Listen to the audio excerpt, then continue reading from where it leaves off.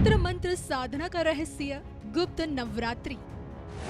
दश महाविद्या की साधना का पर्व गुप्त नवरात्रि। मोक्ष की कामना का रास्ता गुप्त नवरात्रि। आध्यात्मिक इच्छाओं की पूर्ति का उत्सव गुप्त नवरात्रि। गुप्त नवरात्रि में गुप्त तरीके से पाएं धन लाभ। देखिए सिर्फ और सिर्फ धर्म ज्ञान पर। आपसे जानना चाहती हूँ कि देखिए, शारदीय नवरात्र तो हमें नजर आते हैं, शारदीय और चैत्र नवरात्रि, जिसकी पूजा घर घर में, हर गृहस्थ जीवन में हर कोई करता हुआ नजर आता है। लेकिन गुप्त नवरात्रि का पता नहीं चलता और शायद यही वजह है कि इसे गुप्त नवरात्रि कहा जाता है। आपसे मैं जानना चाहती हूँ, गुप्त नवरात्रि का रहस्य क्या कहता है? गुप्त नवरात्रि की शक्ति क्या कहती है? गुप्त नवरात्रि किन लोगों के लिए वरदान है, अत्यधिक इम्पोर्टेंट है, लोगों को करना चाहिए? पहले तो शब्द से ही आप समझ लो, गुप्त मतलब सीक्रेट।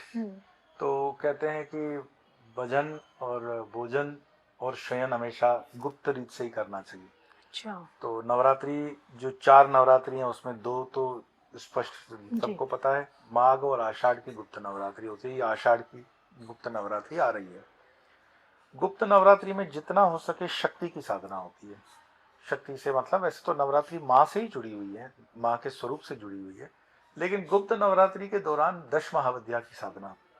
और 10 महाविद्या के अंदर भी मान लीजिए कि सारी 10 विद्याएं तो किसी एक व्यक्ति को प्राप्त नहीं हो सकती। उसमें हमें अपनी कोई भी एक महाविद्या के ऊपर शरणागति रखनी होती है। जैसे मैं स्वयं से श्री विद्या राजराजेश्वरी को, षोडशी को जी प्राधान्य रखता हूँ और गुरु परंपरा से वो हमें प्राप्त भी है। बाकी नहीं है, ऐसी बात नहीं है। अगर काली से प्रारंभ होती है, हमारे गुरु रामकृष्ण परमहंस काली की साधना में थे, तो कुछ महालक्ष्मी की स्वरूप की साधना में जाएंगे, कोई कमला में जाएगा। इस तरह की 10 महाविद्या कुछ अलग अलग हो सकती है अपने अपने चॉइस के अनुसार। पर ये गुप्त नवरात्रि में अगर किसी 10 महाविद्या के एक स्वरूप की साधना की जाए और उसका अनुष्ठान, जैसे अगर समय अवेलेबल है आपके पास, तो ये नवरात्रि के 9 दिन एक संकल्प लिया।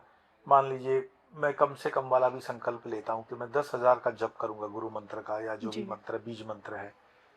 कुछ नहीं है आपके पास संख्या, अगर जप मंत्र की नहीं करना चाहते तो हनुमान चालीसा हो सकती है, दुर्गा चालीसा हो सकती है, दुर्गा सप्तशती के 700 श्लोकों का डेली पठन करके भी हो सकता है, या उसके भी भाग पढ़ेंगे तो 10 दिन में पूरे एक पाठ को किया जा सकता है। शुद्ध कुंजिका स्तोत्र का अनुष्ठान किया जा सकता है, श्री सूक्तम का पाठ किया जा सकता है। साथ में अगर मान लीजिए आपकी कोई परेशानियां हैं जीवन में, लोग कहते हैं ना कि धन समृद्धि नहीं मिल रही जी, तो ये गुप्त नवरात्रि के ही दिनों में अगर श्री सूक्तम के पाठ का अनुष्ठान किया जाए तो कम से कम मान लीजिए 21 बार, 27, 54, 108, 1000, 10,000 आपकी क्षमता के ऊपर। इसमें फिर मैं कहूँगा कि जितना हो सके शरणागति परमात्मा में रखें और अनुष्ठान का संकल्प लिया, बाकी कोई विशेष भोजन वगैरह लाइट कर दिया, और जितना भी बेहतरीन समय क्वालिटेटिव जिसको कहते हैं ना, आप जिस सुखासन में ज़्यादा से ज़्यादा समय बैठ सको, जमीन पे बैठ सको तो अति उत्तम, ना भी बैठ सको तो कुर्सी है, सोफा है, जो भी व्यवस्था में आप कंफर्टेबल ज़्यादा देर बैठ करके पूजा पाठ कर सकते हैं, तो उसका लाभ इस नवरात्रि में बिल्कुल मिलता है। और ये गुप्त नवरात्रि का गुणगान पुराणों में भी है। आप देखोगे कई लोग जो है इसको गुप्त रूप से ही साधना करते रहते हैं जी। और साथ में कई महात्मा अपने अपने अनुष्ठानों में, जैसे मैं स्वयं भी हरिद्वार में गुप्त नवरात्रि का अनुष्ठान में ही रहूंगा, तो हमारा मिलना करना बहुत ना के बराबर होता है।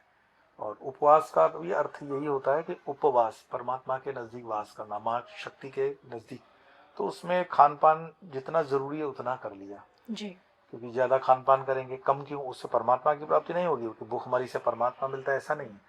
लेकिन अगर आप कम खाते हैं, एक समय का खाते हैं, तो बनाने की भी आपको लोड कम आएगी, तो शरीर को डाइजेस्ट करना कम आएगा, तो आपको लघु शंका, दीर्घ शंका, टॉयलेट में जाने का श्रम कम पड़ेगा जी, तो उससे नींद कम आएगी, तो क्वालिटेटिव समय आपको मिलेगा।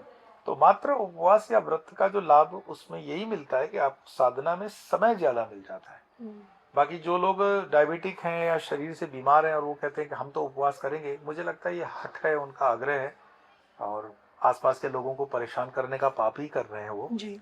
तो पहले शरीर को भी देखो, शरीर को क्या सहज से सूट होता है जितना कर सको उतनी साधना में उतनी ही तपश्चर्या करो। बाकी नाम स्मरण है, अलग अलग प्रकार के स्तोत्र हैं, मैंने जैसे बताया कई चीजें आप इस नवरात्रि में कर सकते हो। इसका बहुत बड़ा महात्म्य भी है और करना भी चाहिए। और ये जब मंगल और केतु वाला समय चल ही रहा है तो उसमें तो जितनी साधना करेंगे उतना अच्छा ही है। ये 1000 दिन वैसे ही परिश्रम के हमारे हैं। स्वामी जी, जो लोग भौतिक सुख साधनों की चाह रखते हैं उनके लिए गुप्त नवरात्रि है क्या? बिल्कुल। जिन नवरात्रि चारों चार, आपको जो भी उसमें मन के अंदर इच्छा है वो अपनी इच्छा अपने इष्ट को, अपने कुल देवता सभी को साक्षी में रख करके, जैसे कहते हैं ना, इष्ट देवता, कुल देवता, ग्राम देवता, स्थान देवता, वास्तु देवता। और अगर नवरात्रि आप कर ही रहे हो तो उसमें कलश की स्थापना, तो कलश के अंदर सब भगवान जल में आ ही जाते हैं। कलश से मुखे विष्णु कंठे वाला श्लोक से सारे देवों की उसमें आह्वान है कलश के अंदर। तो उसमें जो भी आप इच्छा रखते हो, सात्विक इच्छा, अब किसको मरने मारने वाला इच्छा, तो उसके लिए जवाबदारी भगवान की नहीं बनती, लेकिन अपनी समृद्धि के लिए, अपने संसाधनों को जोड़ने के लिए, तो फिर मैं अपनी तरफ से कहूंगा कि आप श्री सूक्तम का अनुष्ठान करें उसमें। तो श्री सूक्तम का पहले यूट्यूब पे उसका उच्चारण सुन लें, उस उच्चारण को शुद्ध करें और उस उच्चारण के शुद्ध करने के बाद स्वयं से पाठ करें। पर किसी कारण से फिर भी नहीं कर पा रहे हैं तो कम से कम शुद्ध पाठ के स्वर चलें और आप उसमें पढ़ते भी रहेंगे तो भी आपका मन उससे जुड़ा रहेगा और वो उसमें काउंट हो जाएगा कि आप कर रहे हो।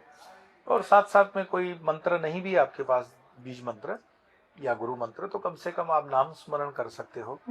और बाकी तो कई और स्तोत्र हैं, पाठ हैं, ये आपके जीवन की रोजमर्रा की जो जरूरतें हैं, दंदान्य है या कोई भी संकल्प है सात्विक, उसको पर्याप्त पूरा करने के लिए अति पर्याप्त है।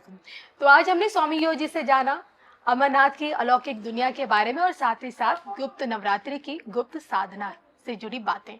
इसी के साथ मुझे और स्वामी योग जी को दोनों को अनुमति दीजिए। नमस्कार।